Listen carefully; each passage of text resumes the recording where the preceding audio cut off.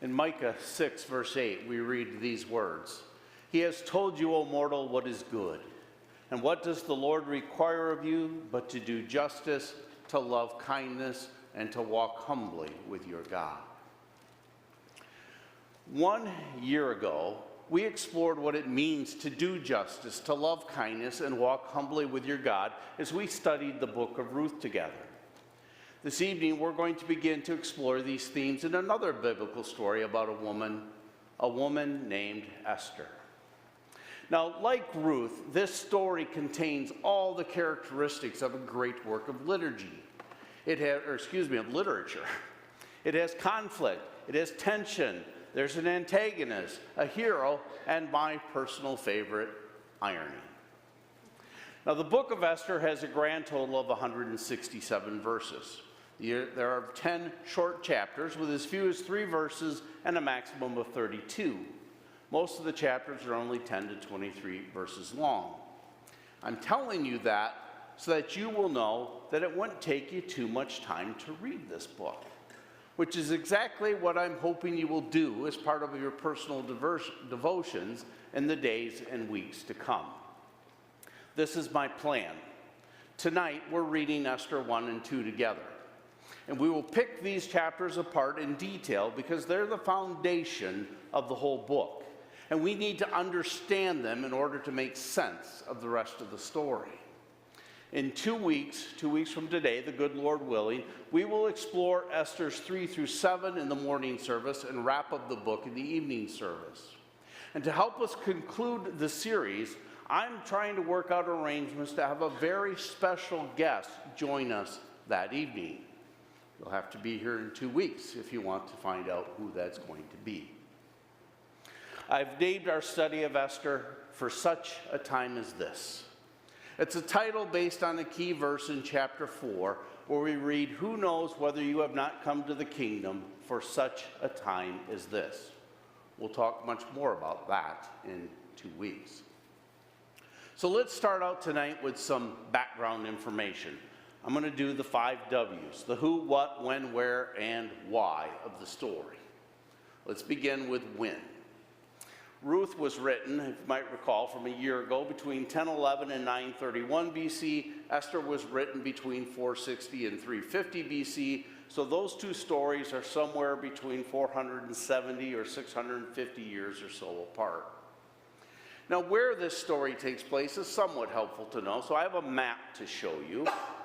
This story takes place in a town called Susa. It's spelled differently on this map than it is in the story, but Susa was the capital of the Persian Empire. And this empire was enormous. It covered the area now known as Turkey, as well as Iraq, Iran, Pakistan, Jordan, Lebanon, Israel, and also parts of Egypt, the Sudan, Libya, and Saudi Arabia.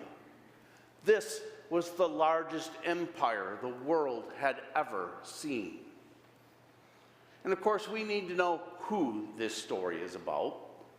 And you might recall from our study of Ruth that Hebrew names are significant and that they often reflect the nature or character of the person or place. Now, there are 4 primary characters in this story. First, there's the king. Ahasuerus was his Hebrew name. Xerxes is his Persian name. The Hebrew meaning means prince, head, or chief. The Persian meaning means mighty man. Mighty man is a title that history reveals Ahasuerus used of himself. And both of those names have fitting meaning for a king. Then we have Haman, the villain of the story. His name means magnificent. And as you'll see, he definitely thought he was. His name also means noise. And as you will see too, he made enough of that. Mordecai, he was the man behind the woman. His name means little man. It's a fitting name for a behind-the-scenes player in the story. And then, of course, we have Esther, the person the book's named after. She was an orphan who lived with her uncle Mordecai. Hadassah is her Hebrew name. It has a Hebrew meaning of "I will hide," which is a reference to her hidden Jewish identity in the story. Esther is her Persian name, and that Persian meaning is star. And she is the star, the hero of the story. Now, just a quick sidebar about the author of this book. Some scholars believe that Mordecai wrote it. Others think the author might be Ezra or Nehemiah. Now, both of those men would have been familiar with the Persian customs reflected in the story, but ultimately, we don't know who wrote it. Now, let's talk about what is happening and how this book is written. The entire book is based around eating, actually feasting. This is the second time today I'm talking about eating in our messages. There are 10 banquets recorded in the 10 chapters of Esther. One of these banquets lasted for 180 days. And the entire story is organized and takes place around these banquets. Most of the key events were planned, plotted, or exposed at one of these banquets. When we were studying the book of Ruth, you may remember that I told you that I really like irony. This is one of the reasons I like Esther's story. It's filled with ironic reversal, where expected outcomes are reversed in sudden and significant ways. We will see this as the story unfolds, and we'll talk much more about this reversal theme in 2 weeks. One last point of introduction, and this is where it starts getting interesting. If you were to take this story and make it into a television movie, it could only be shown on one of the premium channels like HBO or Showtime. And it would have to carry this rating, rated MA, for mature audience only. It's not intended or suitable for audiences under the age of 17. The subject content includes alcohol use, nudity, strong sexual content, rape, the exploitation of women, and graphic violence. Now, the story's rated MA, but I will do my best to keep our study at more of a PG-13 rating. So now that I have your attention, let's start reading the text. It's filled with difficult names to pronounce, so please bear with me. Starting at chapter 1, verses 1 through 4. Now, in the days of Ahasuerus, the Ahasuerus who reigned from India to Ethiopia over 127 provinces, in those days when King Ahasuerus sat on his royal throne in Susa, the capital, in the 3rd year of his reign, gave a feast for all his officials and servants. The army of Persia and Media and the nobles and governors of the provinces were before him, while he showed the riches of his royal glory and the splendor and pomp of his greatness for many days, 180 days. Now, King Ahasuerus enjoyed putting on public displays of his wealth and of his power. And this was fairly typical of Eastern monarchs at the time. And this reflects the fact that Ahasuerus had established his rule firmly enough to celebrate it with an empire-wide banquet. But seriously, a 180-day-long party? What's up with that? Well, there's 2 possibilities, according to the scholars. One is that this is just simply literary exaggeration used to make a point. Because some scholars think it's just unrealistic to think that all of the empire's business came to a halt for half of a year. But other scholars believe this was actually a working banquet. And I think that makes the most sense.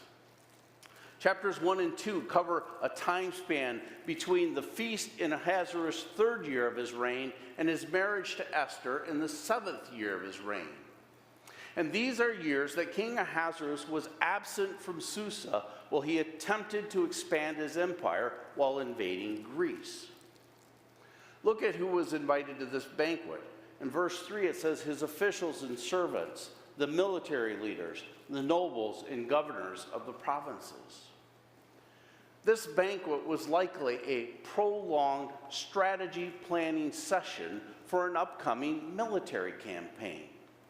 And this becomes very important in chapter 2. Now, however long the banquet actually lasted, it was a time in which Ahasuerus shamelessly displayed his wealth and his power. And this banquet was followed by a week-long drinking party to which all the men of Susa were invited. Picking up now at verse 8. And when these days were completed, the king gave for all the people present in Susa, the citadel, both great and small, a feast lasting for 7 days in the court of the garden of the king's palace. Now listen to the description of the palace garden where this party takes place. Verse 6 says, there were white cotton curtains and violet hangings fastened with cords of fine linen and purple to silver rods and marble pillars, and also couches of gold and silver on a mosaic pavement of porphyry, marble, mother of pearl, and precious stones. Drinks were served in golden vessels, vessels of different kinds, and the royal wine was lavished according to the bounty of the king. And drinking was according to this edict. There is no compulsion, for the king had given orders to all the staff of his palace to do as each man desired. Now, the Persians were notorious for their heavy drinking. And usually guests at a party were expected to match the king's drinking cup for cup. But not this time. A special ruling allowed each man to drink as much or as little as he wanted. And this party, along with the next section we are about to read, are key events in the plot of the story. Picking back up at verse 9. Queen Vashti also gave a feast for the women in the palace that belonged to King Ahasuerus. On the 7th day, when the heart of the king was merry with the wine, he commanded Mehuman, Biztha, Harbona, Bigtha, Abagtha, Zethar, and Carcass, the 7 eunuchs who served in the presence of King Ahasuerus, to bring Queen Vashti before the king with a royal crown, in order to show the peoples and the princes her beauty, for she was lovely to look at. But Queen Vashti refused to come at the king's command delivered by the eunuchs. At this, the king became enraged, and his anger burned within him. Now let's look just a little bit closer at a couple of these verses. We told that the king commanded to bring Queen Vashti before the king with a royal crown in order to show the peoples and the princes her beauty, for she was lovely to look at. But Queen Vashti refused to come at the king's command. Why would the queen refuse to obey the king? Like a night in that story of Ruth, some of the details of this night are left in the shadows too. What we do know is this: the king is a man of power, and he likes to show off. But he's drunk, and that's a bad combination. He wants to display the queen's beauty in the same way that he has been shamelessly showing off his wealth. Here's the catch. Scholars believe that the king wanted Queen Vashti to appear wearing only her crown. That's right. The king wanted to parade Queen Vashti around naked in front of all of his guests. So this would seem to make Vashti's refusal to obey the king justified, at least in our minds. But it didn't work that way in Persia. Her refusal to obey her husband sparks a national crisis. She has blatantly challenged all gender expectations of both the empire and the Old Testament. The king was publicly shamed by his queen, and he had to act to restore his honor. What happens next paves the way for Esther's eventual coronation. Reading now at verse 13.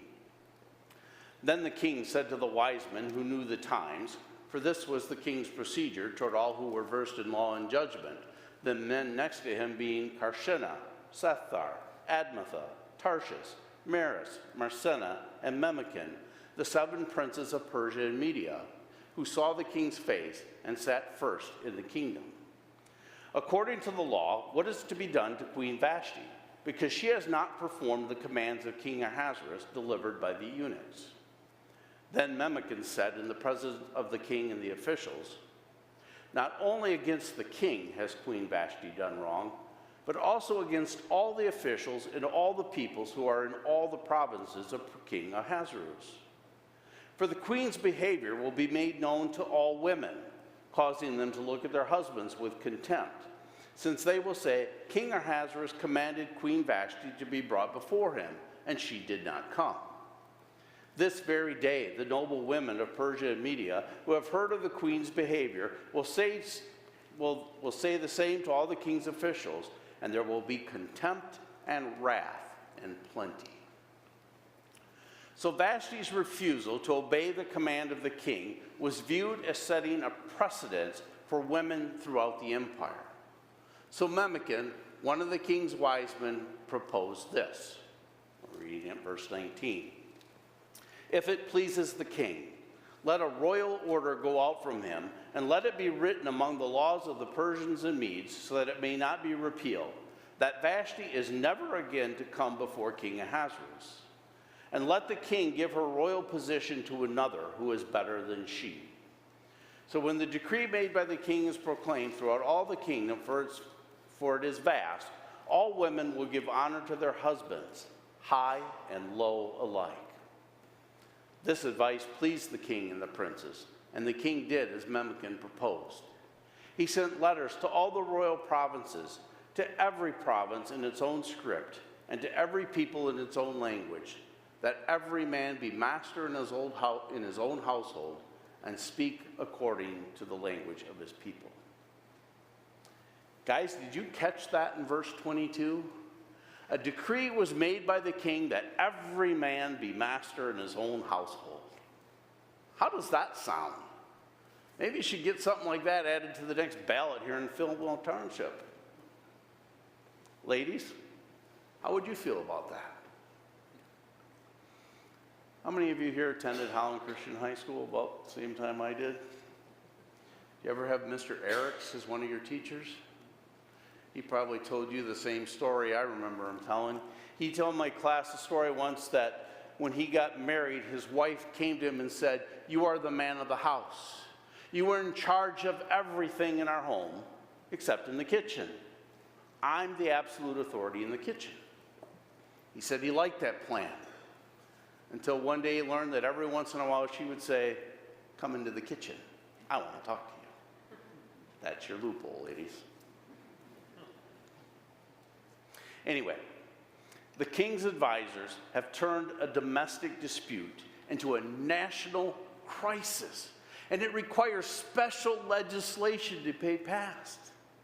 Not only must Queen Vashti be punished, but all women must be legally prevented from following her example.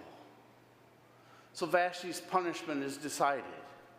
She is forbidden to ever be in the king's presence again. And this is ironic because it was her refusal to appear in his presence that started this whole mess.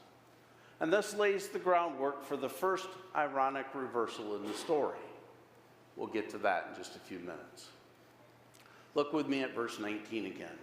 It says, "If it please the king, let a royal order go out from him, and let it be written among the laws of the Persians and the Medes, so that it may not be repealed." An important concept gets introduced here, and that is the inalterability of Persian law.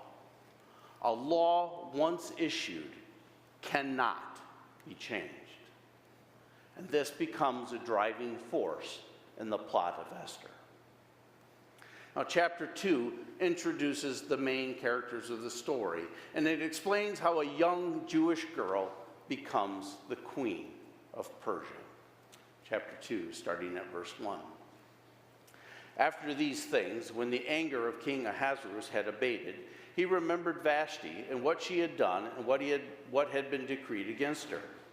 Then the king's young men who attended him said, 'Let beautiful young virgins be sought out for the king, and let the king appoint officers in all the provinces of his kingdom to gather all the beautiful young virgins to the harem in Susa, the capital, under custody of Haggai, the king's eunuch, who is in charge of the women. Let their cosmetics be given them, and let the young woman who pleases the king be queen instead of Vashti. This pleased the king, and he did so. So look at the framework of those few verses with me. It says, after these things, when the anger of King Ahasuerus had abated, he remembered Vashti. And this sets up what's about to happen. Now, after these things, 4+ years have passed between chapter 1 and the start of chapter 2. And this was the time that Ahasuerus was gone from Susa and invading Greece. But this attempt to further expand his empire didn't go so good. In fact, it was a disaster.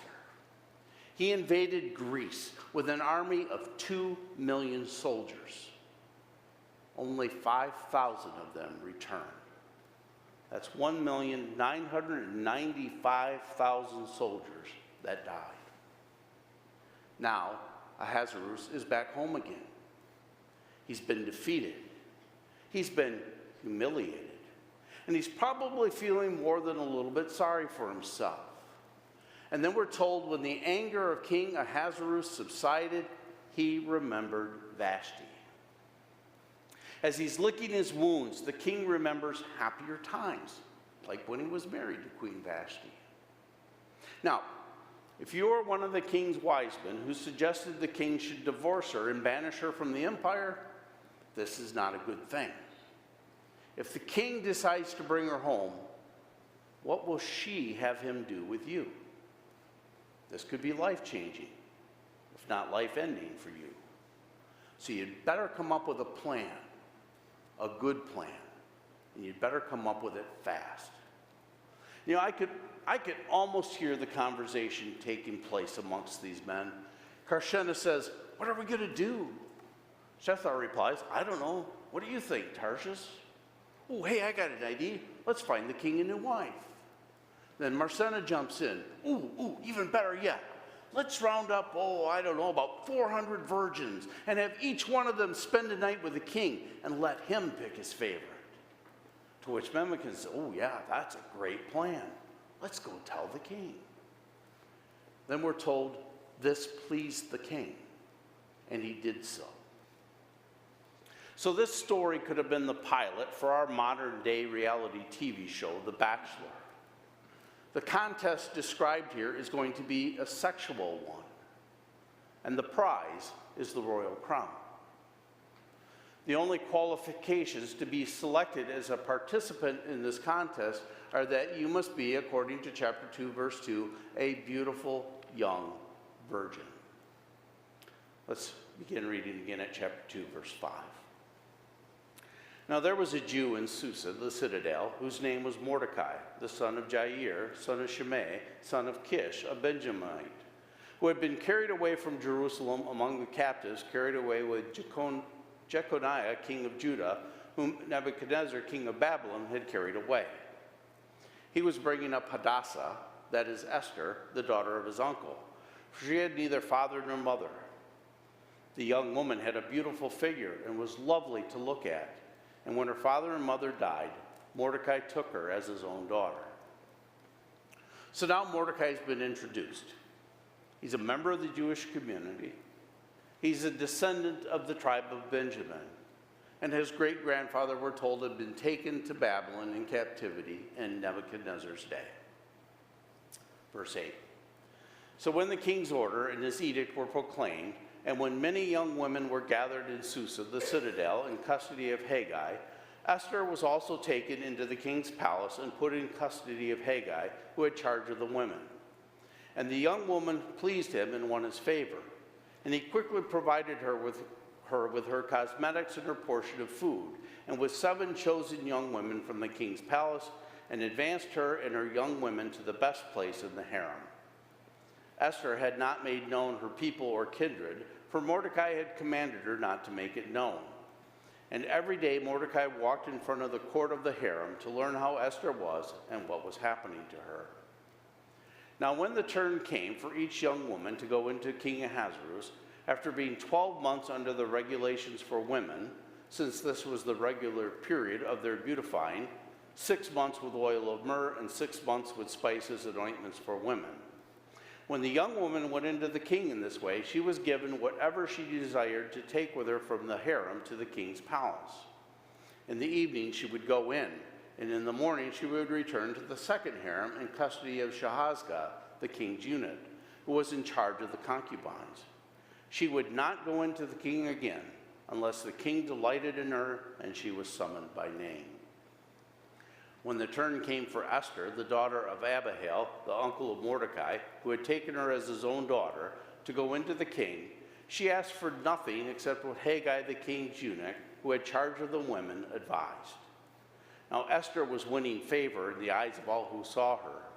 And when Esther was taken to King Ahasuerus in his royal palace in the 10th month, which is the month of Tebeth, in the 7th year of his reign, the king loved Esther more than all the women, and she won grace and favor in his sight more than all the virgins. Now what's happening here is important. So let's break this down a little bit. We're told that first in verse 8, many young women.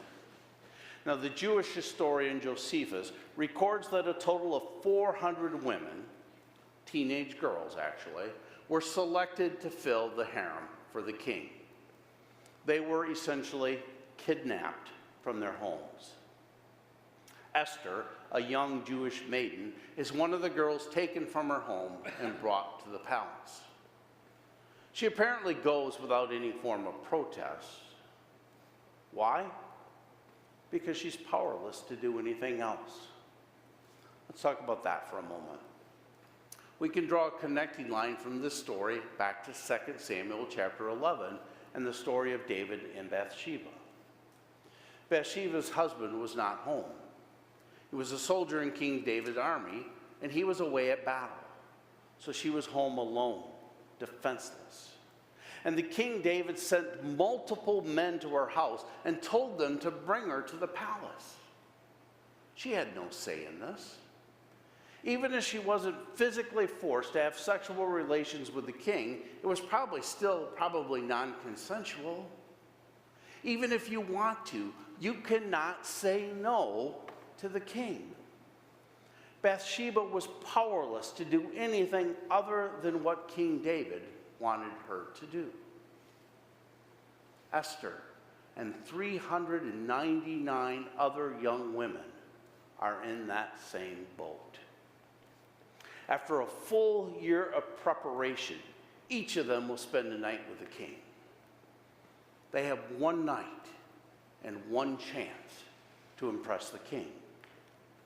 At the end of the year, one of them will be chosen as the new queen. And the fate of the women not chosen is appalling.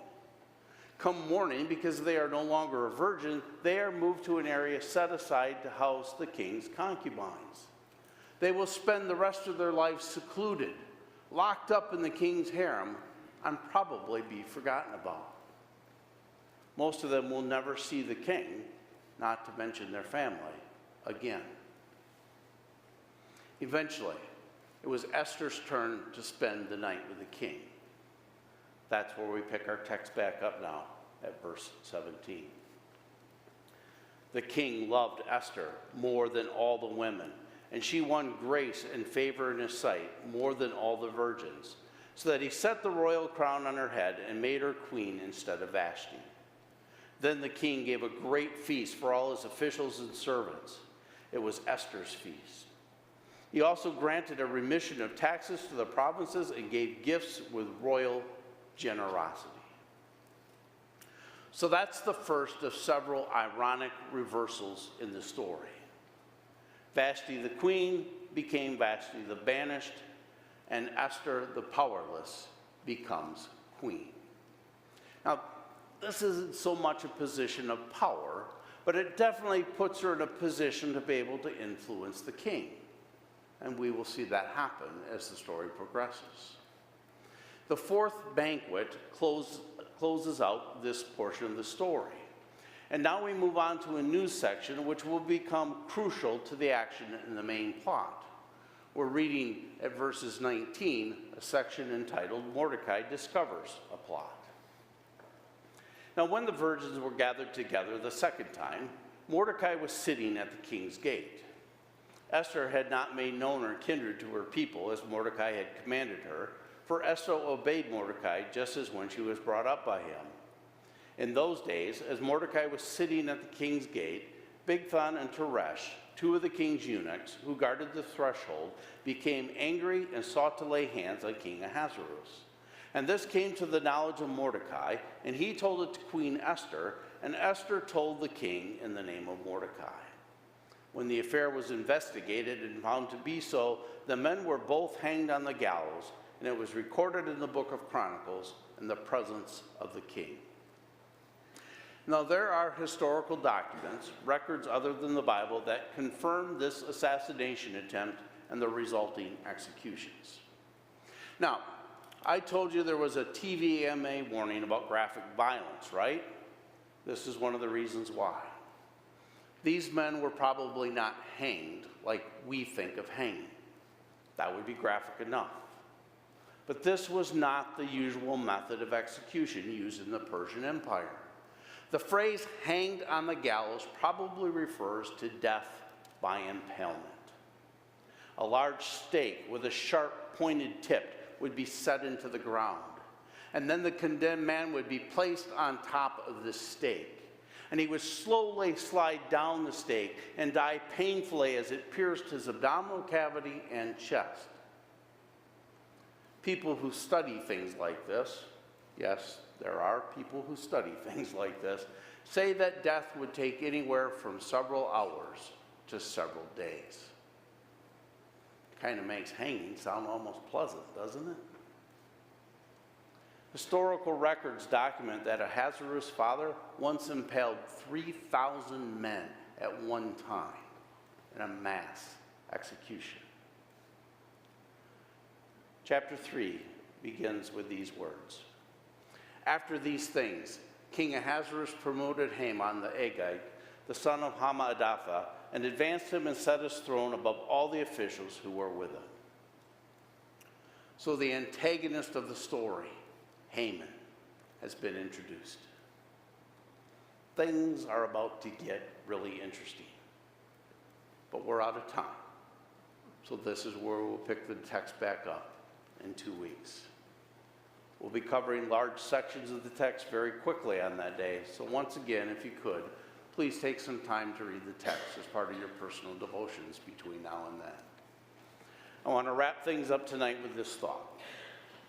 Esther's now queen, but she still has no idea what's going to be expected of her or what she has been prepared for. Corrie ten Boom once said this: every experience God gives us, every person he puts in our lives is the perfect preparation for the future only he can see. So until the next time we get together, here's something for you to think about. What might God be preparing you for?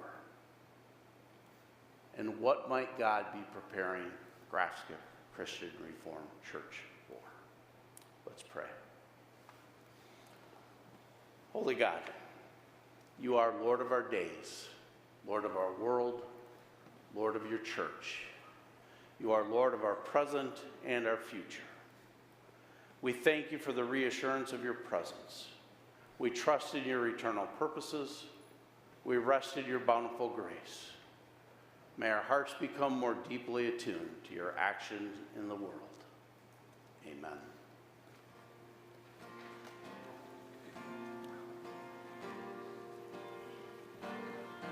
Would you rise if you're able?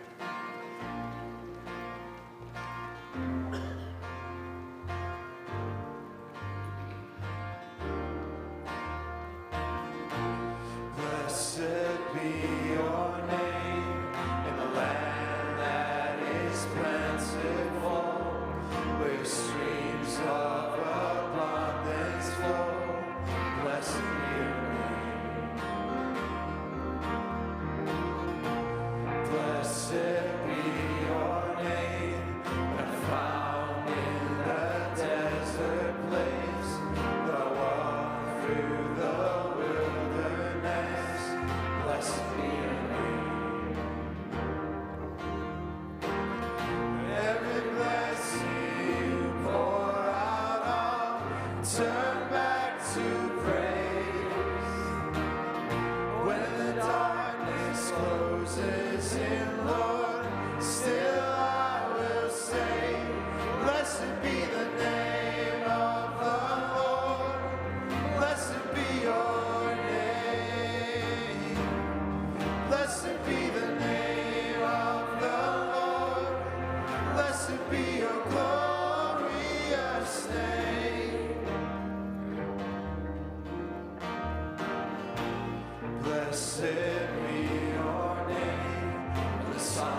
shine.